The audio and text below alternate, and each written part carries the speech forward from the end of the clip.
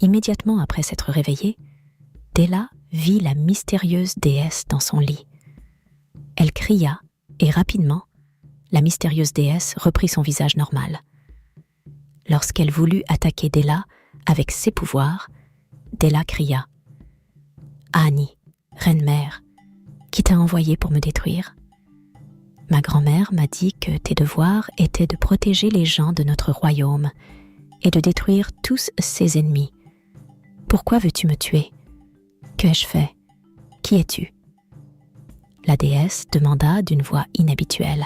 « Je suis Della, fille d'Arda Kamama, petite fille d'Agodoko, le célèbre tapeur de vin de palme, et arrière-petite-fille d'Agidi Kimimi, le grand guerrier qui vient de ton royaume, Ezenwani. Retourne d'où tu viens, celui qui t'a envoyé pour me tuer. » La déesse regarda Della avec ses yeux mystérieux et réalisa soudainement qu'elle était vraiment de leur royaume. Elle ne pouvait pas faire de mal à Della et à son enfant à naître, car c'était contre la loi de leur terre. Alors, elle disparut. Immédiatement après sa disparition, le fou qui dormait par terre se réveilla et se mit à rire. Mais Della l'arrêta et lui dit de retourner dormir. Ce qu'il fit rapidement. Della ne put pas dormir toute la nuit à cause de ceux qu'elle avait vécus. Elle avait extrêmement peur et tremblait. Qui aurait pu envoyer Ezenwani pour venir me tuer ? Ou est-ce à cause de ce fou qu'elle est venue ? Se demanda-t-elle. Mais je ne le pense pas. Mon Dieu, que se passe-t-il ? Après le départ de la déesse de la chambre de Della, elle apparut dans la chambre de Bob cette nuit-là et se promena dans la pièce avec un sourire mystérieux sur son visage. Bob dormait sans savoir ce qui se passait dans sa chambre et après un moment, elle disparut. Le lendemain matin, Della se rendit à l'hôpital pour un bilan de santé car elle avait de fortes douleurs à l'estomac et elle avait extrêmement peur car elle pensait que la déesse avait fait du mal à son enfant à naître. Lorsqu'elle arriva à l'hôpital, le médecin lui fit passer des tests et lui dit qu'il n'y avait rien de mal avec son enfant à naître, qu'elle avait juste des douleurs d'estomac normales. Le médecin lui prescrivit finalement des médicaments à acheter pour arrêter les douleurs d'estomac et elle se sentit mieux. Quelques jours après avoir pris les médicaments, Bob et ses amis sont allés dans un restaurant pour se divertir. Pendant qu'ils buvaient et mangeaient, une très belle fille étrange nommée Loveline est entrée et a commandé de la nourriture et des boissons pour elle-même. Bob était occupé à la regarder fixement de manière incontrôlable. « Bob, Bob, Bob » a appelé Rex. « Ça va ?» Félix a demandé. « Oui, ça va » a répondu Bob. « Bob, tu fixes cette fille depuis qu'elle est arrivée ici. J'espère que ce n'est pas ce que je pense » a dit Rex. « Les gars, cette fille a juste attiré mon attention, comme si elle avait complètement capturé mon cœur. Je vais y aller, je veux aller rencontrer cette fille » a dit Bob en quittant la table. « Oh, la fille est sacrément mignonne » a dit Félix. « Je jure qu'elle est encore plus belle que Della, sa défunte fiancée » a répondu Rex. Lorsque Bob est arrivé à la table de la fille, il a dit « Salut, bonjour belle dame. »« Bonjour, bonjour. Puis-je me joindre à vous si ça ne vous dérange pas ?» a répondu Lynn. « Bien sûr. Installez-vous » a-t-elle répondu. « Merci beaucoup » a dit Bob. « Je vous en prie. Alors, comment vous appelez-vous » a-t-elle demandé. « Je m'appelle Bob, et vous » a-t-il répondu. « Je suis Loveline. » Waouh, quel nom angélique! Loveline, je dois avouer que vous êtes aussi jolie qu'un chiot tacheté et votre mignonnerie est bien au-delà de toute comparaison. J'ai vu de nombreuses filles, mais je n'ai jamais vu une fille aussi jolie et adorable que vous, a dit Bob. Oh, merci, vous êtes aussi très beau, a répondu Loveline. Merci, Loveline. Alors, vivez-vous dans cette ville ? A-t-il demandé. Pas du tout. Je vis dans la capitale, mais je viens de ce village.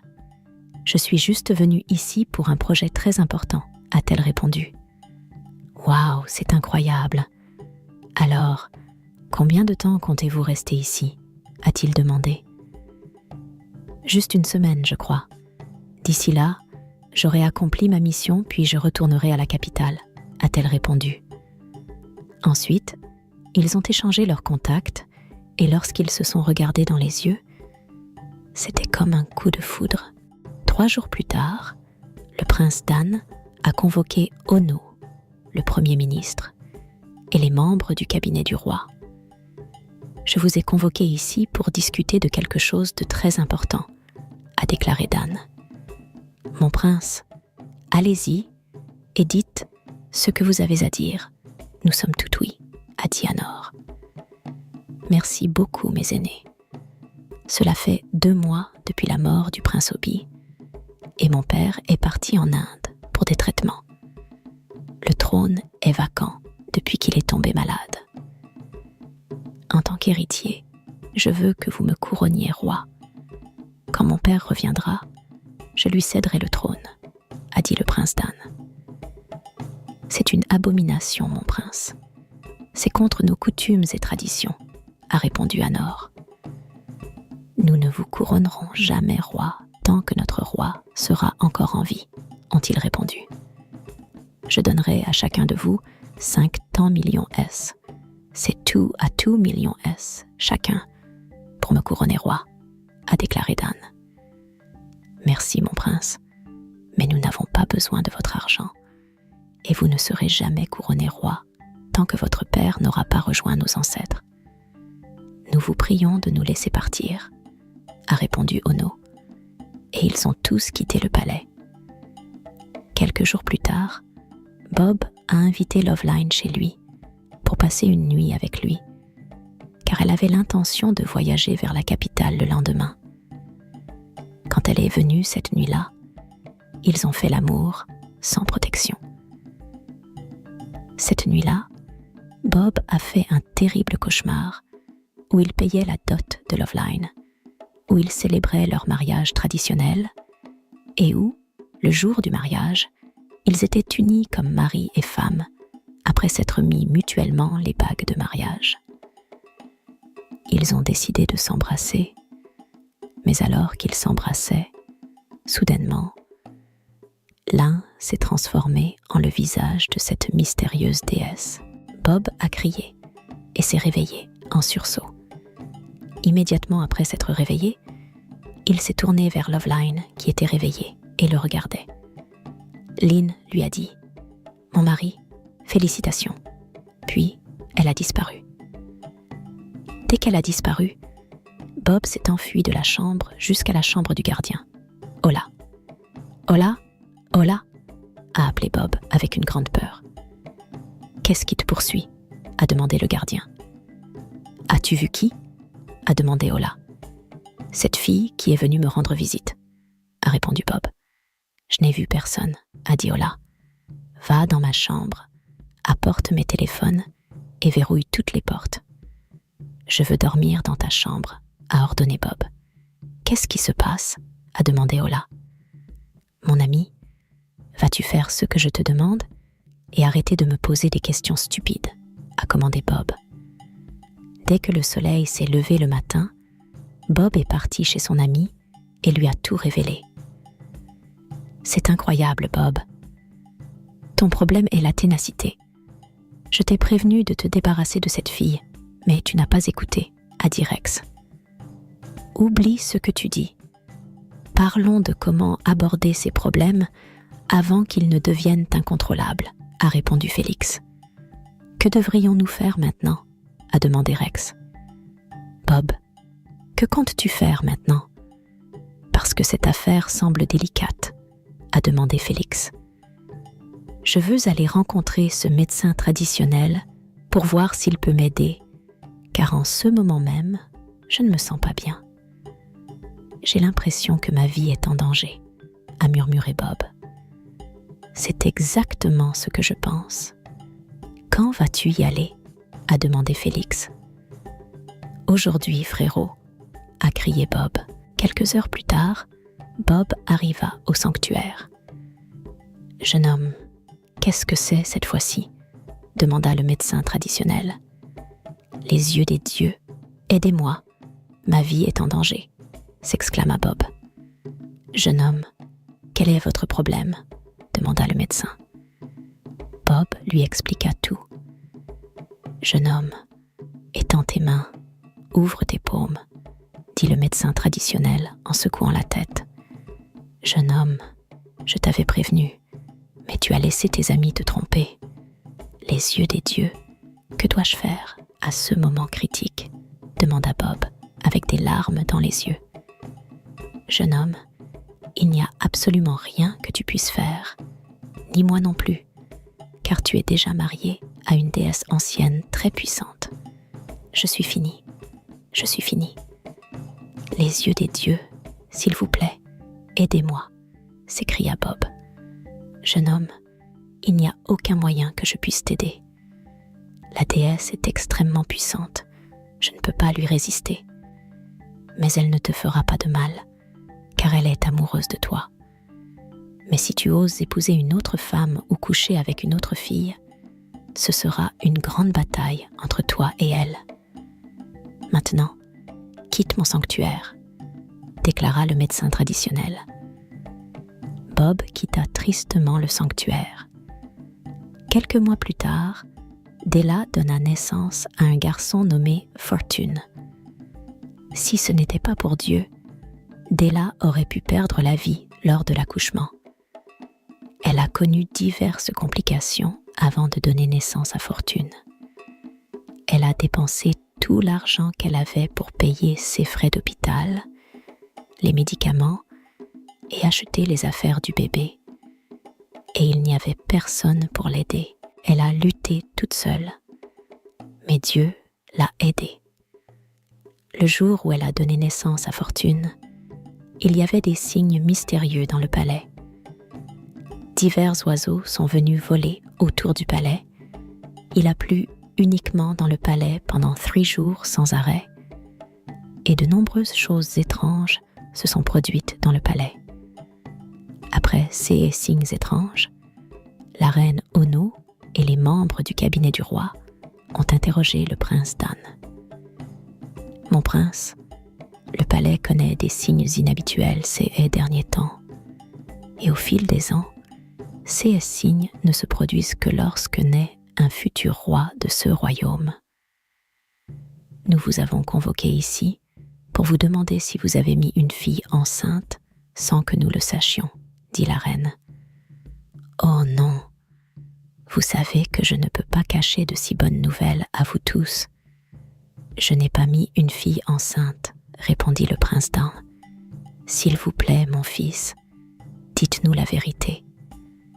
Avez-vous accidentellement mis une fille enceinte que vous avez niée ? Parce que ce qui vient de se passer dans le palais est arrivé le jour où j'ai donné naissance à votre défunt frère Obi, et cela ne peut arriver que lorsque le futur roi de ce royaume naît. Dites-nous, avez-vous mis une fille enceinte ? Demanda la reine. Non, maman, répondit-il. Ces signes ne mentent jamais, dit la reine. Ma reine, si le prince Dan a assuré qu'il n'a pas mis enceinte une femme dehors, il se pourrait que le défunt prince Obi ait mis enceinte une femme avant de mourir, dit l'un des membres du cabinet. Est-ce possible ? Le prince Obi est mort il y a environ 1 an, répondit-elle. Consultons rapidement le grand prêtre pour nous expliquer ce qui se passe dans ce royaume, dit le premier ministre Ono. Pendant qu'ils conversaient, le grand prêtre entra. Le futur roi est né, déclara-t-il. Le grand prêtre dit « Oh, Eymur est ici. Les yeux des dieux, expliquez-nous ce qui se passe dans notre royaume, dit la reine. Longue vie à ma reine, le futur roi de ce royaume est né, répondit le grand prêtre. Où est-il? Où pouvons-nous le trouver? Parce que nous sommes complètement confus, demanda anxieusement la reine. Les dieux n'ont pas encore révélé où se trouve le futur roi, mais il reviendra sûrement chez lui au moment prévu, répondit le grand prêtre. Quand est le moment prévu? Parce que nous ne pouvons pas attendre pour voir notre futur roi, demanda la reine. Il reviendra bientôt à tout moment. Je prends congé, dit le grand prêtre. La reine, le prince Ono et le cabinet du roi étaient extrêmement confus. Un matin, Bob se brossait les dents devant un miroir. Soudain, Loveline apparut de manière mystérieuse dans le miroir. Bob cria, et alors qu'il s'apprêtait à s'enfuir, Loveline dit « Hé, reste là, tu n'oses pas t'enfuir de moi, car je suis ta femme. » Bob resta immobile, incapable de bouger une partie de son corps. « Je ne suis pas venue te faire du mal, mais pour t'informer que je suis enceinte de toi. Bob, si tu ne veux pas savoir quel genre de personne je suis, évite de coucher avec une autre fille. Car le jour où tu le feras, je te tourmenterai sans relâche pendant 6 mois. N'oublie pas que je vois tout ce que tu fais. Le jour où tu as besoin d'aide, appelle-moi et je te répondrai rapidement. Je t'aime. » Elle disparut aussitôt. Bob s'enfuit de la maison comme un fou. Quelques mois plus tard, la vie devint extrêmement difficile pour Della. Il mangeait à peine 1 fois par jour, parce qu'elle avait dépensé tout l'argent qu'elle avait pendant l'accouchement. Elle décida alors de porter fortune sur son dos et de commencer à vendre de l'eau sur le marché. Un jour, son loyer arriva à échéance et elle n'avait pas d'argent pour renouveler le bail. Elle avait supplié le propriétaire pour un délai. Un matin, le propriétaire vint, la menaça et l'humilia. « Femme du fou, je te donne 1 semaine pour me payer tout mon argent, sinon je n'hésiterai pas à te jeter hors de ma maison. En fait, je t'arrêterai jusqu'à ce que tu paies les mois que tu me dois déjà. » J'ai été assez patient, dit le propriétaire. Dès que le propriétaire partit, Della alla acheter de la nourriture à crédit, mais elle fut harcelée à son retour. Tristement, après le départ de la femme, Della s'assit par terre et se mit à pleurer abondamment. Le fou, qui la regardait calmement, se leva, sortit un collier en or de sa poche et le lui donna. Della fut extrêmement surprise, car elle ne savait pas que le fou possédait une telle chose. Elle hésita d'abord, mais le fou insista pour qu'elle mette le collier autour de son cou. Elle le fit donc avec joie, ce qui lui redonna le sourire et la réconforta. Elle se leva, embrassa le fou et lui dit merci pour la surprise. Mais le fou ne dit pas un mot de plus. Ensuite, elle porta de nouveau fortune sur son dos, enferma le fou à l'intérieur et sortit pour vendre son eau. 3 jours plus tard, Della vendait de l'eau au bord de la route avec fortune sur son dos. Un homme qui voulait acheter de l'eau s'arrêta. « Combien en voulez-vous, monsieur ?» demanda Della. L'homme fixait le collier en or qu'elle portait. « S'il vous plaît, monsieur, dites-moi combien vous en voulez, au lieu de simplement regarder, » demanda Della. « Jeune dame, attendez, pourquoi vendez-vous de l'eau sous ce soleil brûlant ?» demanda-t-il. « S'il vous plaît, monsieur, c'est ma source de revenus et c'est ce que je fais pour subvenir aux besoins de ma famille, » répondit-elle. « Je ne comprends pas, jeune dame. Comment pouvez-vous porter un collier valant des millions de nairas et vendre de l'eau ?» demanda l'homme. « Vous voulez dire ce collier ?» demanda-t-elle.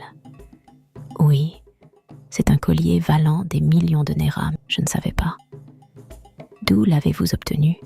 demanda-t-il. « Mon mari me l'a donné, » répondit-elle. « Votre mari devait être millionnaire ou milliardaire. S'il vous plaît, vendez ce collier et utiliser l'argent pour prendre soin de vous et de votre famille. Vous pouvez porter une fortune autour de votre cou et souffrir, répondit l'homme, puis il partit.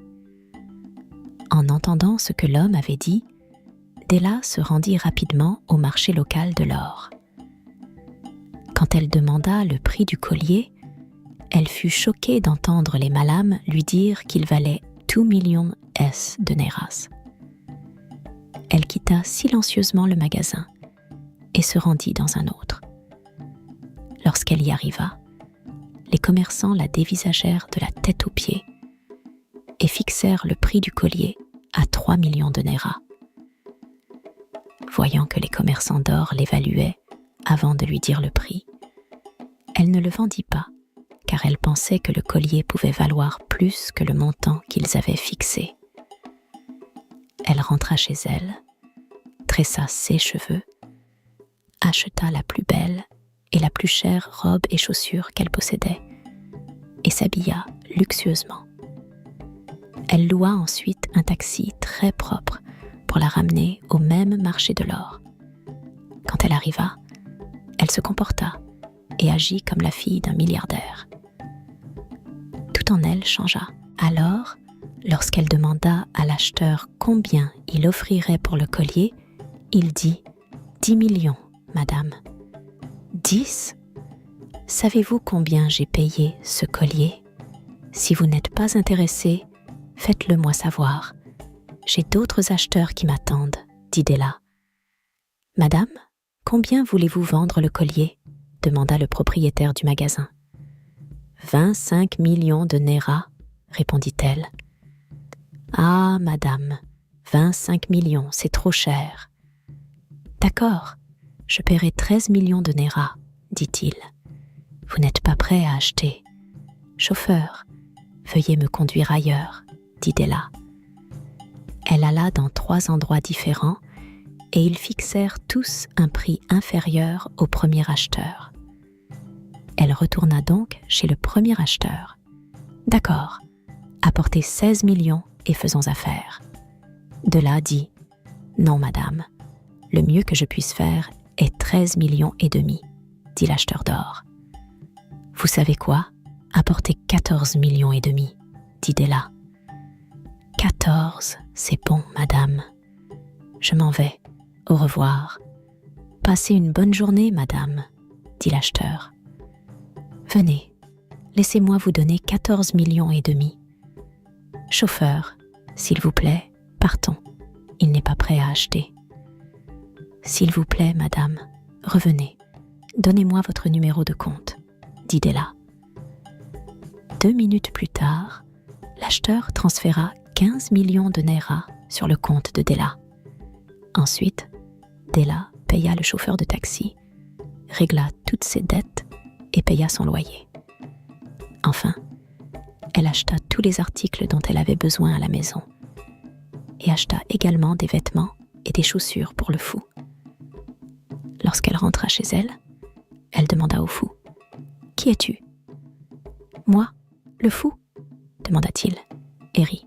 « Oh mon Dieu, qu'est-ce qui m'arrive comme ça ? Si tu ne me dis pas qui tu es aujourd'hui, je vais quitter cette maison pour toi maintenant, » dit Della. Le fou la regarda sérieusement et se mit à rire à nouveau. Della était très confuse. Elle ne savait plus quoi faire. Alors, elle décida de chercher un magasin pour démarrer une entreprise. Après avoir ouvert son magasin, elle emmena le fou dans plusieurs hôpitaux psychiatriques pour guérir sa folie. Mais aucun hôpital ne parvint à guérir sa folie et elle dépensa beaucoup d'argent. Mais cela ne fonctionna pas. Alors, elle se concentra sur son entreprise. Un jour, Ivan, le frère de Dell, termina son service national et rentra chez lui. « Maman, papa, avez-vous trouvé où est ma sœur ?» demanda Ivan. « Ivan, oublie cette sœur inutile que j'ai envoyée à l'école et qui a fini par apporter la honte et le reproche à cette famille, » dit son père. « S'il vous plaît, ne blâmez pas ma sœur. C'était à cause de l'amour et du sentiment incontrôlable qu'elle avait pour le fou qu'elle a choisi le fou plutôt que Bob. Et cela ne devrait pas vous amener à l'abandonner, dit Ivan. Mon fils, je suis d'accord avec toi. J'ai beaucoup pensé et pleuré jour et nuit à cause de ma fille. J'ai regretté le jour où j'ai soutenu ton père pour la chasser de la maison. Ma seule fille me manque tellement, murmura sa mère. Ce n'est pas grave, maman. Mais savez-vous où elle est maintenant ? Demanda Ivan. Pas du tout. J'ai entendu dire qu'elle a accouché il y a quelques mois, mais personne ne sait où elle réside, répondit-elle. Je vais aller dans toutes les maisons de ses amis pour savoir si elles savent où Della habite, répondit Ivan. Ensuite, Ivan alla dans toutes les maisons des amis de Dell à la recherche de Della, mais aucun d'entre eux ne savait où Della vivait. Une semaine plus tard, Bob était sur le point de partir au travail. Et alors qu'il conduisait, Loveline apparut sur le siège arrière. Quand Bob la vit, il voulut s'enfuir de la voiture. Mais Loveline verrouilla les portes instantanément. « S'il vous plaît, ne me tuez pas. S'il vous plaît, ne me tuez pas, » supplia Bob. « Pourquoi as-tu toujours peur de ta femme ?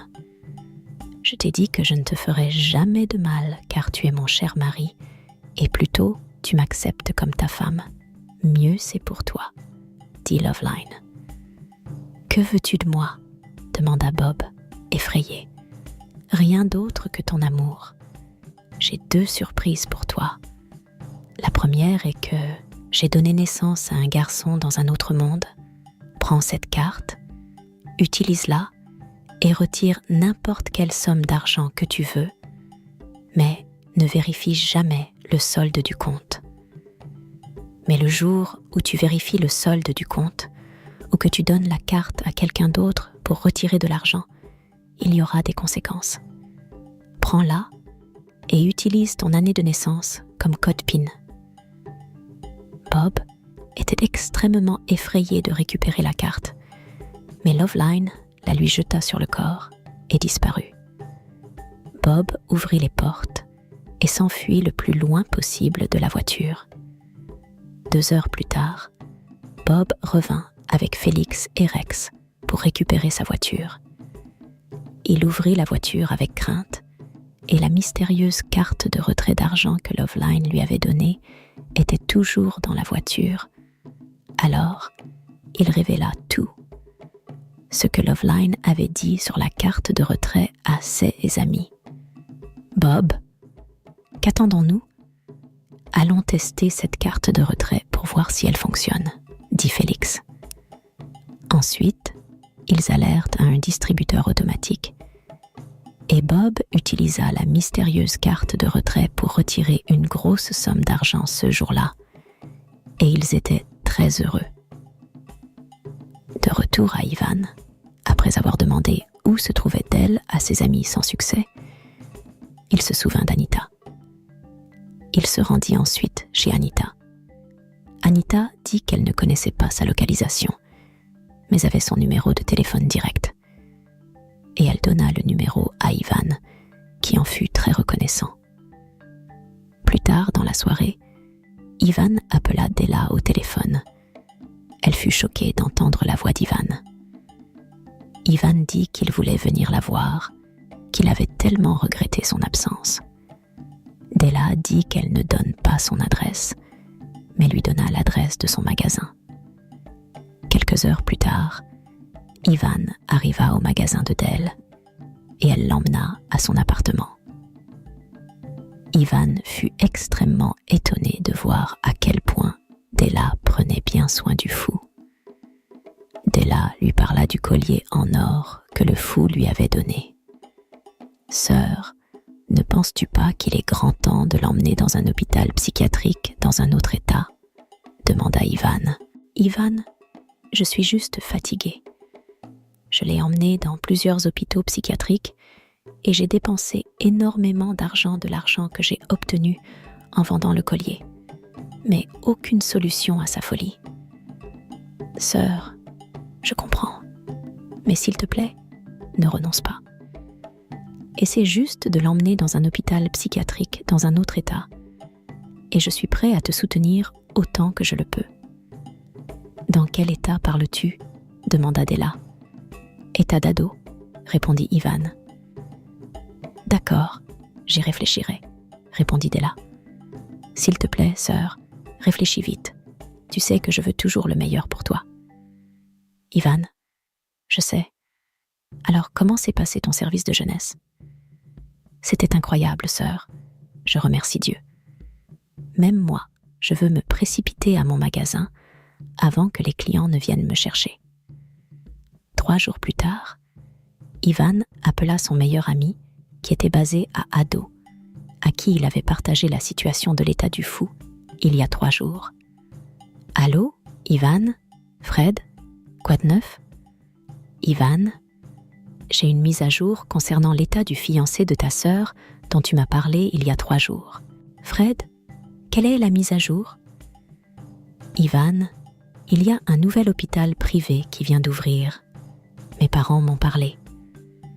Ils ont dit que 70% des médecins de cet hôpital sont des spécialistes du traitement du cerveau et que l'hôpital est de premier ordre. Mais c'est un hôpital cher. J'aimerais que ta sœur amène son fiancé, le fou, à l'hôpital parce que je crois que l'hôpital pourra le guérir de la folie, a dit Fred. Fred, merci beaucoup. Je vais lui dire dès qu'elle reviendra du travail, d'accord ? N'hésite pas à me dire sa réponse, a dit Ivan. D'accord, on se parle plus tard, a dit Fred. Quelques heures plus tard, Della est rentrée du travail. Alors Ivan lui a tout révélé ce que son meilleur ami lui avait dit. Ivan, j'aurais aimé pouvoir l'emmener à l'hôpital, mais le problème, c'est l'argent, a répondu Della. Sœur, je comprends, mais je t'adviens de vendre le terrain dont tu m'as parlé, que tu as acheté quand tu as vendu le collier, a-t-il dit. Elle a fait une pause pour réfléchir à la décision de vendre le terrain. D'accord, je vais le vendre, surtout que j'ai obtenu le terrain du collier en or qu'il m'a donné, a répondu Della. S'il te plaît, fais-le, a répondu Ivan. Le lendemain matin, Félix a conseillé à Bob de prendre la mystérieuse carte de retrait et de déménager dans la grande ville pour que Loveline ne lui apparaisse pas en raison d'un conte que lui a raconté sa mère quand il était petit, selon lequel de tels esprits ne traversent pas le fleuve Niger, qu'il faut traverser pour aller en ville. Et Bob a follement accepté de déménager dans la grande ville. Une semaine plus tard, Della a trouvé un acheteur pour le terrain. Quelques jours après avoir vendu le terrain, Ivan et Della ont emmené le fou dans l'état d'ado. Et c'est le même jour que Bob a voyagé vers la grande ville avec ses amis Félix et Rex. Quand Della et Ivan sont arrivés chez le père de Fred, ses parents les ont très bien accueillis et leur ont donné leur chambre d'invités pour rester. Le lendemain matin, Fred les a conduits à l'hôpital privé et les médecins ont rapidement pris en charge le fou. Une nuit, Bob dormait quand la mystérieuse déesse est apparue et l'a tapoté doucement. Et quand il s'est réveillé, il a voulu crier, mais la déesse a saisi sa voix. « Comment oses-tu voyager dans la grande ville sans me prévenir ? Ou pensais-tu que je ne te retrouverais pas ? Je t'ai déjà dit que je vois tout ce que tu fais tous les jours. Je te donne une semaine pour revenir, sinon je te montrerai de quoi je suis capable, a-t-elle disparu. 5 jours plus tard, ils ont libéré le fou après 3 opérations majeures du cerveau et les médecins ont assuré à Della que le fou se remettrait bientôt de la folie. Mais Della ne croyait pas en ce que les médecins disaient.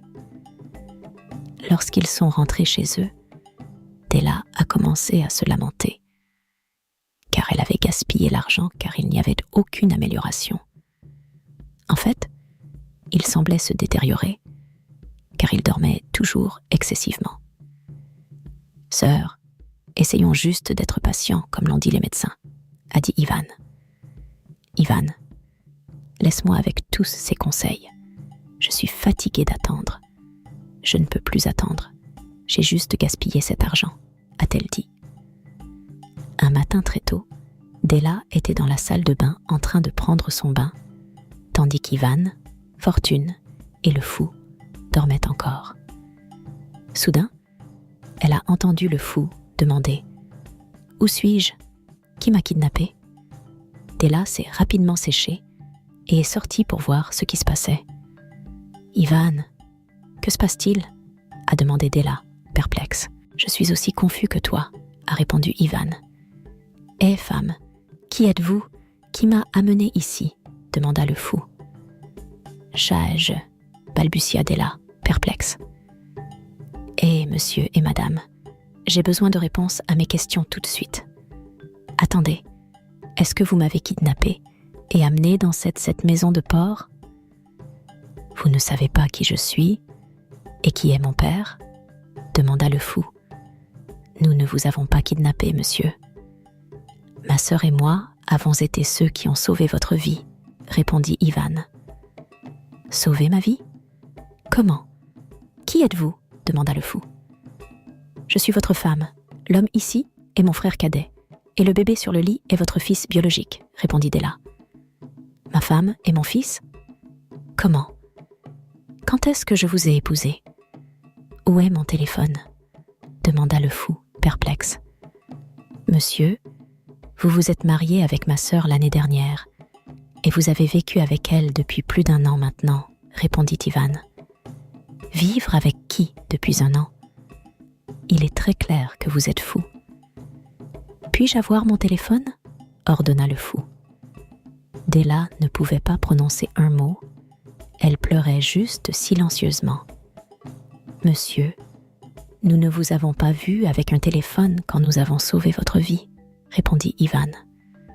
Mais quelle vie avez-vous sauvée ? Je ne comprends pas ces absurdités que vous dites. Regardez, je veux sortir d'ici maintenant. Demain, c'est ma couronnement, et mon peuple m'attend, dit le fou. Pendant qu'ils interagissaient, la télévision de Della était allumée, montrant une publicité. Soudain, le fou les entendit dire 1982 à la télévision au lieu de 1981. Il regarda rapidement la télévision et vit 1982. Frère, quelle année sommes-nous ? Demanda-t-il, perplexe. Monsieur, nous sommes en 1982, répondit Ivan. 1980, quoi ? Mon Dieu, qu'est-ce qui ne va pas avec moi ? Qu'avez-vous fait de moi ? Demanda furieusement le fou. Monsieur, nous étions vos sauveurs de vie, mais vous ne nous avez pas donné la moindre opportunité pour vous expliquer ce qui s'est passé, c'est pourquoi vous êtes confus, dit Ivan. S'il vous plaît, qu'est-ce qui m'est arrivé ? Que m'avez-vous fait ? Demanda le fou en criant. Eh bien, monsieur, ma sœur est la seule qui puisse vous narrer toute l'histoire, car elle était la seule avec vous depuis le premier jour jusqu'à aujourd'hui. Mais s'il vous plaît, essayez de rester calme, dit Ivan. D'accord, jeune dame, je suis vraiment désolée d'avoir élevé la voix. Veuillez pardonner ma manière de faire et dites-moi ce qui m'est arrivé, car en ce moment, je ne me comprends pas moi-même, s'excusa le fou. Par la suite, Della commença à lui narrer tout depuis la première nuit. Après avoir terminé de narrer ce qui s'était passé, le fou se mit tristement à genoux et remercia Della. « Merci beaucoup de m'avoir sauvé la vie. Sans vous, je serais peut-être mort à l'heure qu'il estimated. Que Dieu vous bénisse abondamment pour moi, dit-il. » Della se mit également à genoux pour s'excuser. « Non, non, non, ne vous excusez pas. je sens que c'est à moi de m'excuser, car j'ai eu des relations avec vous et je suis tombée enceinte même dans l'état où vous étiez. S'il vous plaît, pardonnez-moi. Je ne comprends pas comment mes émotions ont pris le dessus pendant un bref moment, dit Della. Fin de l'épisode. Écris le mot « continue » dans la section des commentaires si tu veux une troisième partie. Et s'il te plaît, abonne-toi à notre chaîne.